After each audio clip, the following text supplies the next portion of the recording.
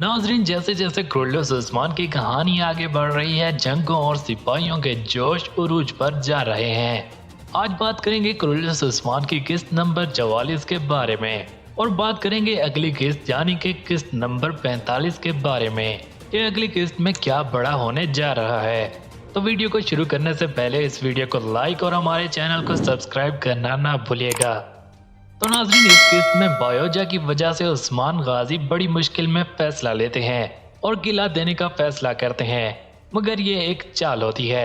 जैसे ही बायोजा और अलीना को रिहा किया जाता है तो उस्मान बे किले में मौजूद तमाम सलेबियों को जहन्नुम वासिल कर देते हैं और किले को दोबारा काई की जमीन बना देते हैं।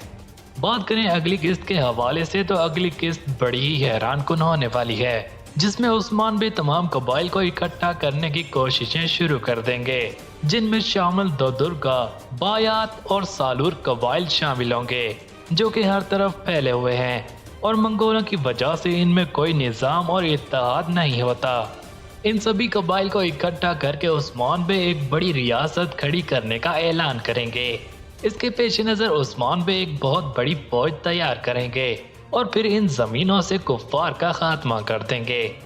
अगली किस्त में शेख अब्दाली की भी वापसी होने वाली है, जो कि बाला खातून के वालिद हैं और वो क्रुल्लुस उस्मान के सीजन 1 में अपनी खिदमत अंजाम दे चुके हैं और वो सीजन 2 में भी आने वाले हैं, जिसकी खबर कुमराल अब्दाल ने किस्त नंबर 44 के आखिर में दी।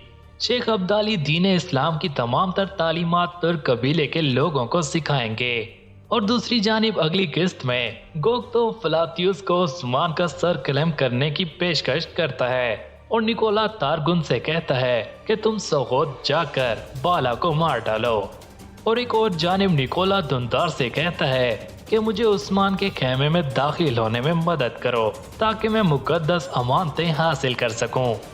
मगर अगली किस्त में एक और बड़ा वाकया पेश आने वाला है और वो है बामसी बे का वाकया, क्योंकि अगली किस्त में निकोला बामसी बे को घेर लेते हैं और उन्हें जख्मी कर देते हैं। बज़ाहिर तो यूं लगता है कि अब बामसी बे की अगली 2 ही किस्त बची हैं, क्योंकि बामसी बे अपनी जगह जार कोताई को तैयार कर रहे होते हैं। तो क्या बामसी बे अगली किस्त में शहीद हो जाएंगे? आपकी क्या राय है? और क्या तारगुन और गोक्तो किसी चाल का हिस्सा हैं? इन सब के बारे में कमेंट करके जरूर बताइएगा। वीडियो पसंद आने की सूरत में वीडियो को लाइक और हमारे चैनल को सब्सक्राइब करना ना भूलिएगा। मिलते हैं अगली अपडेट के साथ, तब तक देखते रहिए ट्वीट मैक्स।